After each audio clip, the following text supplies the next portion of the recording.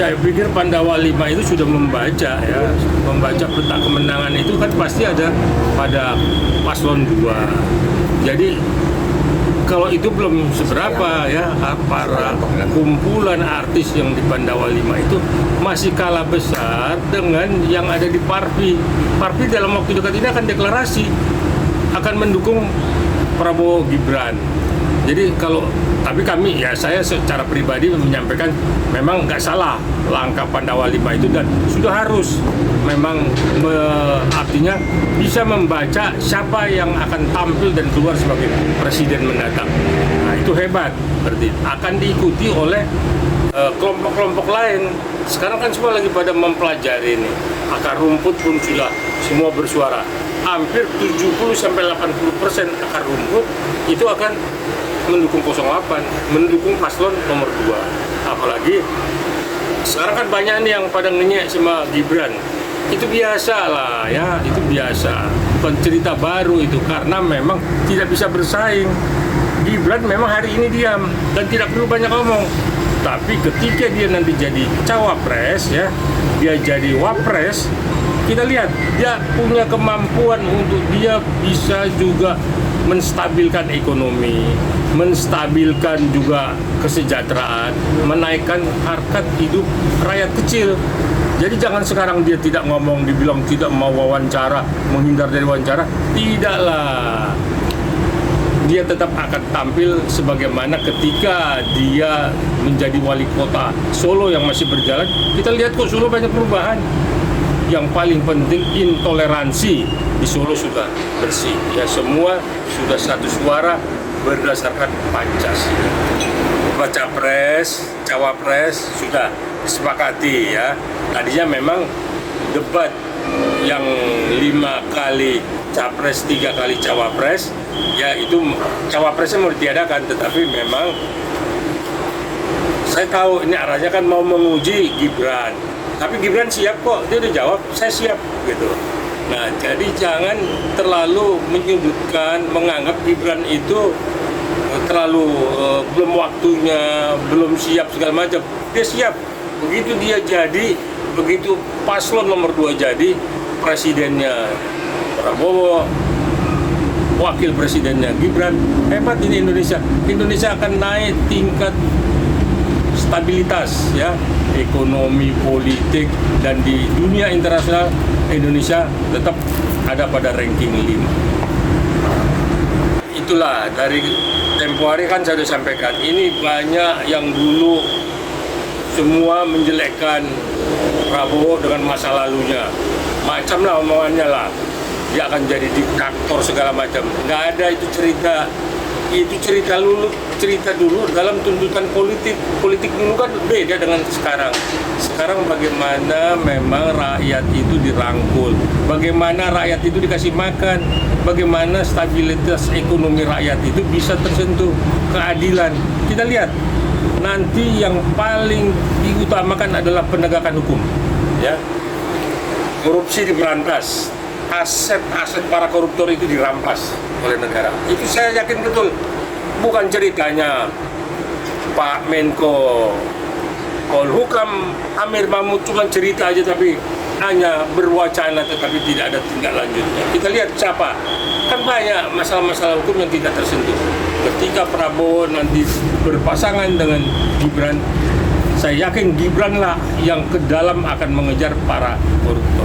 Indonesia ini berangsur-angsur pulih ekonominya, maju. Apa yang tidak sempat ditangani oleh Jokowi, saya yakin Prabowo dan Gibran akan menyelesaikan program-program yang tidak terselesaikan oleh Jokowi. Kita udah tahu Armando bukan orang pintar.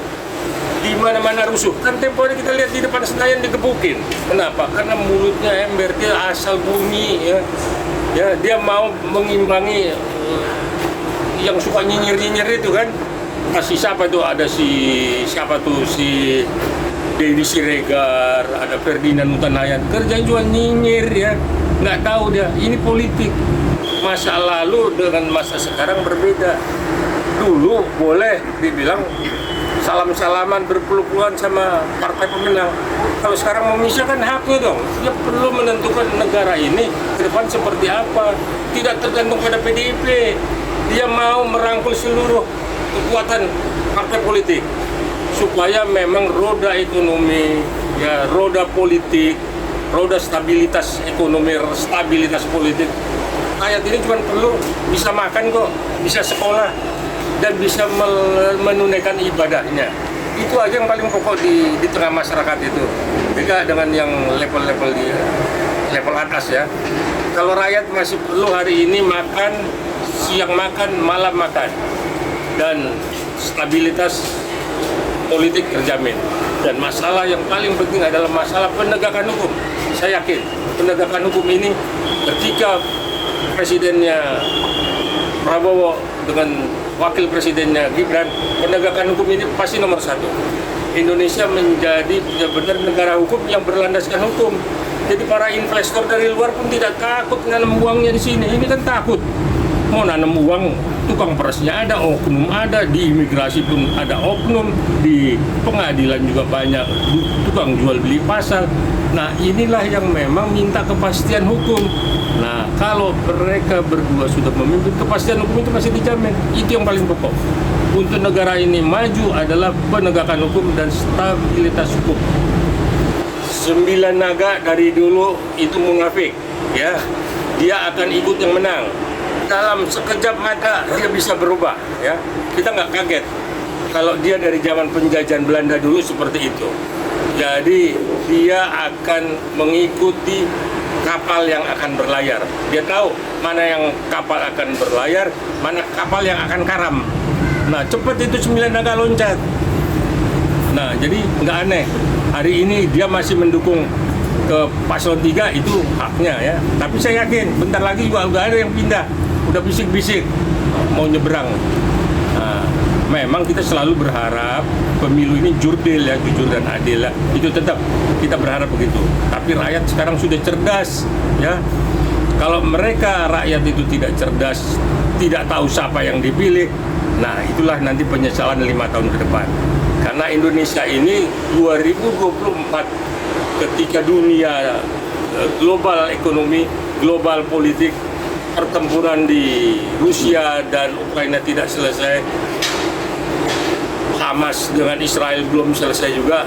Nah, Indonesia untuk tidak menjadi dampak dari sengketa di luar, maka perlu seorang pemimpin yang kuat. Jokowi lihat yang kuat siapa?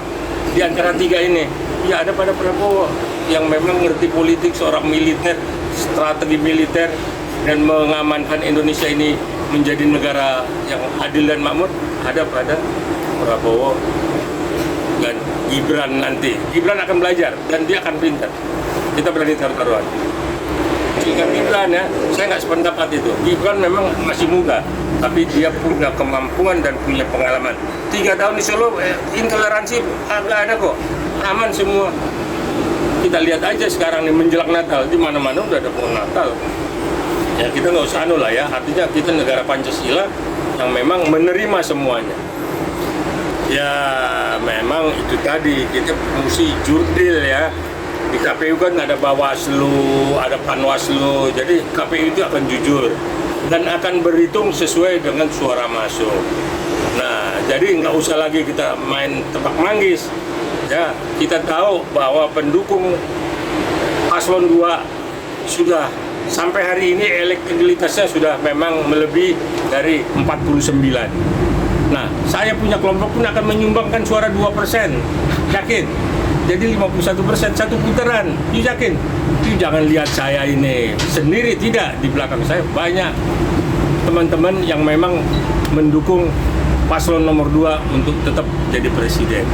Nah, jadi saya sebagai praktisi hukum menyampaikan kepada netizen, ya, kepada semua buzzer ya, jangan salah pilih, pilihlah nomor 2. Sekalian kampanye nih, pilihlah nomor 2, paslon nomor 2, itulah yang pasti.